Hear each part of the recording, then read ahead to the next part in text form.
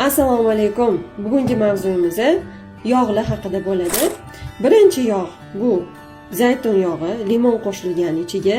Qabziyatingiz bo'lsa, желчный zastoy bo'lsa, umuman chiroyli ko'rinish xohlasangiz, yuzingiz tiniqlash xohlasangiz, zaytun yog'ini tanangizga surkab yuring yoki ertalab och qoringa 1 choy qoshiq yoki 2 choy qoshiq iliq suv bilan ichsangiz bo'ladi. Keyin qora sedana yog'i o'limdan boshqa hamma narsaga foydali. Qora sedana yog'ini ham 2 yoshdan boshlab 1 choy qoshiq, maktab yoshidagi bolalarga 2 choy qoshiqdan bersa bo'ladi. Asalli suv bilan birgalikda ichiladi. Iliqli suvdan ko'ra issiqroq suv bilan birgalikda ichiladi.